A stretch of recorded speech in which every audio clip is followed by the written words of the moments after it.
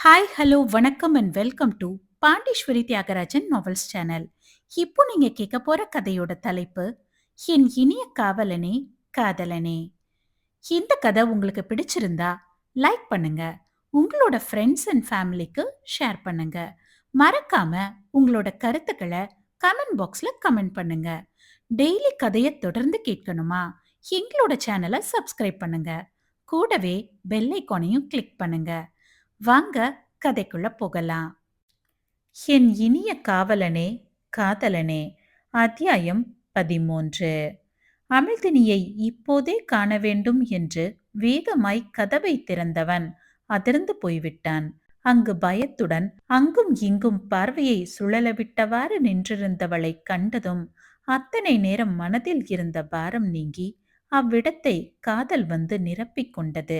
அப்படியே பெருமூச்சை விட்டு அவளை பார்த்தான். அவளும் பார்க்க அமிழ்தினிக்கும் அதே உணர்வுதான்.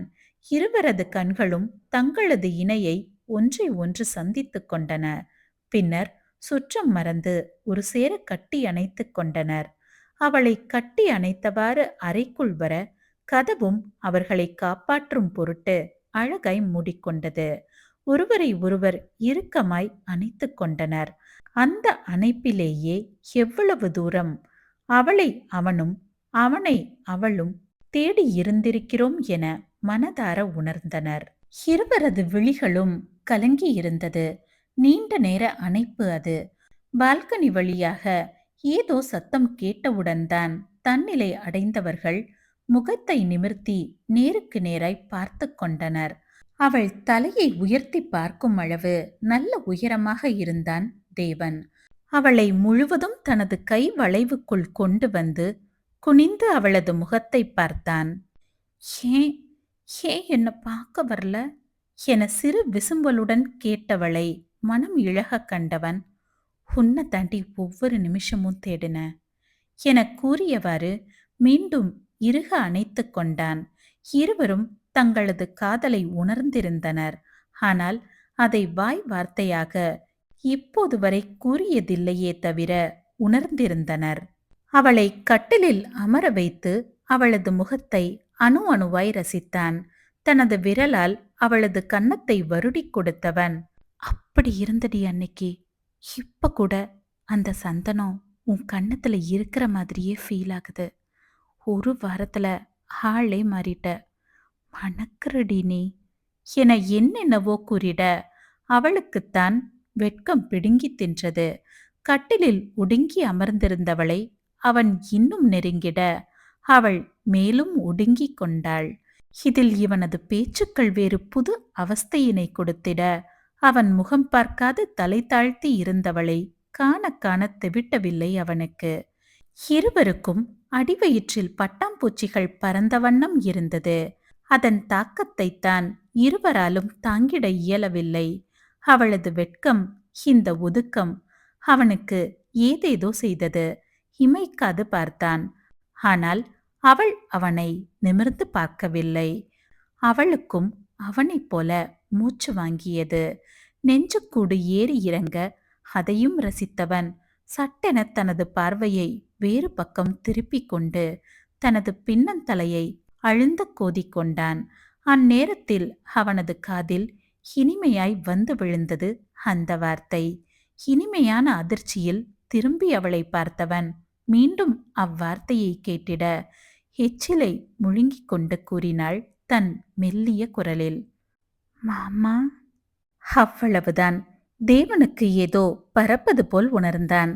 அவள் முகம் நோக்கி குனிந்தவன் அவளைப் போல மெல்லிய அடிக்குரலில், என்னடி திடீர்னு இப்படிலாம் கூப்பிட்டு என்னை ரொம்ப டெம்ப்ட் பண்ற என கேட்டிட அதற்கும் ஒருவாறு நெளிந்தவள், எங்க வீட்டுக்கு பக்கத்துல ஒரு அக்காவுக்கு அவங்க அத்தை பையன்தான் ஓலை கட்டினாங்க. அவங்கள மாமான்னு தான் கூப்பிடுவாங்க அவங்க.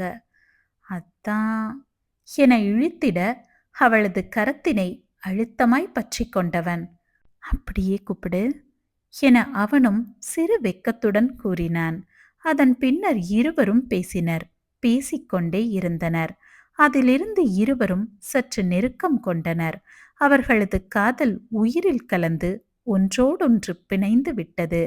ஆனால் யாருக்கும் இது தெரியாது பார்த்து கொண்டனர். வருடங்கள் கடந்து அமிழ்தினி 10ஆம் வகுப்பு படித்துக் கொண்டிருந்த நேரம் அது. ஆதிதேவன் கல்லூரி 3ஆம் வருடம் படித்துக் கொண்டிருந்தான். அப்போதுதான் ஹாசினி பெரிய பெண்ணாய் ஆன சமயம். அவளது சடங்கின் போது கணேஷ் பெண் பிள்ளைகள் அனைவருக்கும் ஒரே நிறத்தில் ஒரே போல உடை எடுத்து தந்தார், அமிழ்தினி உட்பட. விழா முடிந்து ஹாசினியும் அந்த உடையை அணிந்து கொண்டு அனைவரும் ஒன்றாக நின்று புகைப்படம் எடுத்திருந்தனர். மூவர் குடும்பமும் ஒன்றாக அமர்ந்து சாப்பிட்டுக் கொண்டிருந்தனர். சாப்பிட்டுவிட்டு அமிழ்தினியும் ஹாசினியும் கை கழுவச் சென்றனர். அச்சமயம் முன்னமே உண்டு முடித்திருந்த ஆதிதேவன் கண்ணில் சற்று தள்ளி கை கழுவச் சென்ற அமிழ்தினி செல்வது படவும், சரி ஏதேனும் வம்பிழுக்கலாம் என்று கை கழுவும் இடத்திற்கு சுற்றி வந்தான். டைனிங் ஹாலின் நடுவில் இருந்தும் இருபுற பக்கவாட்டில் இருந்தும் கை கழுவும் இடத்திற்கு செல்லலாம். பின்னாடி சுவர் இருக்கும். ஆதிதேவன் வலது புறத்திலிருந்து செல்வதற்குள் அமிழ்தினி கை கழுவி விட்டு அப்படியே இடப்புறம் இருக்கும் வழியாக சென்று விட்டாள். ஹாசினி மட்டும் கரத்தினை சோப்பு போட்டு கழுவி கொண்டிருந்தாள். அங்கு மெல்லிய வெளிச்சம் மட்டும் இருந்தது. ஹாசினி ஹீல்ஸ் போட்டு இருந்ததால் அமிழ்தினி அளவு உயரம் இருந்தாள். இவ்விழாவிற்கு என்று ரேணுகாதான் அனைவருக்கும் ஒரே போல சிகை அலங்காரமும் செய்யச் சொல்லியிருந்தமையால் ஹாசினியை தன்னவள் என்று நினைத்து அவளை தாண்டிச் செல்லும் போது வேண்டுமென்றே பின்னிருந்து அவளோடு கன்னத்தோடு கன்னம் உரசிட தீச்சுட்டார் போன்று சட்டென விலகியவன் அது தன்னவள் இல்லை என்று உணர்ந்து அப்போதுதான் உற்று பார்த்தான். அது ஹாசினி. முகம் கருத்து விட்டது தேவனுக்கு. மிகவும் அவமானமாக உணர்ந்தான். நொடி நேரத்தில் நடந்துவிட்ட நிகழ்வில் ஹாசினியை பார்க்க இயலாது தரையை பார்த்தவாறு ஒரு கை நீட்டி சாரி என கூறியவனுக்கு தன் மீதே ஆத்திரமாக வந்தது. அவன் சென்று விட்டான். ஆனால் ஹாசினிதான் வேறு உலகிற்கு சென்றிருந்தாள். அவளால் நம்பவே முடியவில்லை. ஆதிதேவன் தன்னுடைய கன்னத்தை ஆசையாய் உரசிச் சென்றதை. அப்படித்தானே அவள் நினைத்து கொண்டிருக்கிறாள். விஷ்ணுதேவனிடம் கூட எத்தனையோ முறை தொட்டு பேசியிருக்கிறாள். ஏன் அவளுக்கு ஓலை கட்டியது கூட விஷ்ணுதான். ஆதிதேவனுக்கு அன்று முக்கியமான பரீட்சை என்பதால் அவனால் அன்று கல்லூரிக்கு விடுப்பு எடுக்க முடியவில்லை. ஆதலால் விஷ்ணுதான் ஹாசினிக்கு ஓலை கட்டினான் ஆசையாய். இப்போது ஆதிதேவனது தொடுகை அவளுக்கு நாணத்தை வரவழைத்தது. மனதிற்குள் சிலுசிலுவென குளிர்காற்று வீசியது போல் உணர்ந்தவள் அவனை அன்றிலிருந்து விரும்பத் தொடங்கினாள். அவளது பார்வையை வைத்தே ஏதோ சரியில்லை என உணர்ந்த தேவன் ஒரு முறை நேரடியாகவே கூறியிருந்தான் அன்று நடந்தது விபத்து என்று. ஆனால் அதை ஏற்கும் மனநிலையில்தான் ஹாசினி இல்லை. படத்தில் வருவது போல தன்னை போக போக அவனுக்கு பிடிக்கும் என அவனது கடைக்கண் பார்வைக்காக காத்திருக்கத் தொடங்கினாள். தேவன் கண்டு கொண்டால்தானே. அந்நிகழ்விற்கு பிறகு தன் அவளிடம் ஒன்று மட்டும்தான் அவன் கேட்டுக்கொண்டது. அனி, ம் உன்னை சொன்னா செய்வியாடி? என்னன்னு சொல்லுங்க மாமா. நீ இனிமேல் முடி கட் பண்ணாதடி, வளர விடு என்றவனை திரும்பி அவன் முகம் பார்த்தவள் என்ன உணர்ந்தாளோ சரி என்று கூறிவிட்டாள். ஆனால் தேவன்தான் நடந்ததை கூறிவிட்டு அவளை தயக்கமாய் பார்த்தான். அவளோ இதனை பெரிதாய் எடுத்துக்கொள்ளாது, இது ஒரு விஷயமாய் என்பது போல் பார்த்து வைத்தாள். தன் மீது அளவு கடந்த காதலையும் நம்பிக்கையும் கொண்டவளை கர்வமாக பார்த்தான் தேவன். என்ன நினைத்தானோ அன்று இரவு அவளது அறைக்குள் வந்தவன் தான் அணிந்திருந்த டிஷர்ட்டை கழட்டிவிட்டு அவள் கரத்தை எடுத்து தனது நெஞ்சில் வைத்து கொண்டான். அவனது செய்கையில் வித்தியாசத்தை உணர்ந்தவள் தனது கரத்தை எடுக்க அங்கு ஏ என்று ஆங்கிலத்தில் பச்சை குத்தியிருந்தான் ஆதிதேவன். அவனது இடப்புற மார்பின் மீது அடர்ந்த நெஞ்சு முடியினை சற்று மழித்துவிட்டு குத்தப்பட்டிருந்தது. அதை பார்த்தவளுக்கு அழுகை முட்டிக்கொண்டு வந்தது. மாறாக அவனோ நம்மளோட ஸ்டார்டிங் லெட்டர் என ஒற்றை வார்த்தையில் முடித்தான். அப்படி இப்படி என்று வருடங்கள் கடந்து பொறியியல் படிப்பை முடித்த ஆதிதேவன் தனது தந்தை போலவே தானும் காவல்துறையில் சேர வேண்டும் என்ற உத்வேகத்துடன் பரீட்சைக்கு தயாரானான். முதல் தேர்விலேயே வெற்றி பெற்றவன் பயிற்சிக்காக ஹைதராபாத் சென்றான். இருவரது கஷ்டகாலம் என்றால் அதுதான். தைரியமாய் ஆறுதல் கூறி அனுப்பி வைத்தாள் அமிழ்தினி. மனம் கேட்காது, யாருக்கும் தெரியாது சிறு கைபேசி ஒன்றை அவளுக்காக வாங்கி தந்துவிட்டே சென்றான் ஆதிதேவன். நேரம் கிடைக்கும் போதெல்லாம் பேசுவர். அதிக வார்த்தைகள் பேசிட முடியாது. இருந்தும் இருவரும் காத்திருந்தனர்.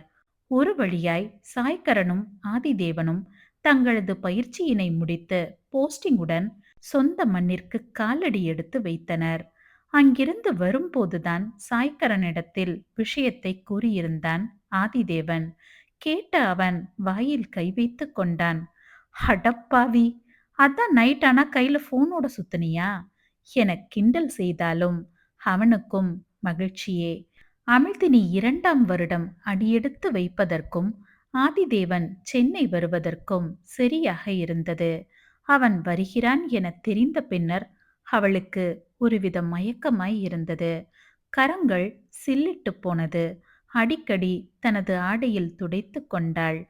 அவன் வாங்கி தந்தது பட்டன் வைத்த கைபேசி என்பதால் புகைப்படம் எல்லாம் பரிமாறிக்கொள்ள முடியாது போனது. வருடங்கள் கடந்து பார்ப்பதால் பதற்றமாகவே இருந்தாள்.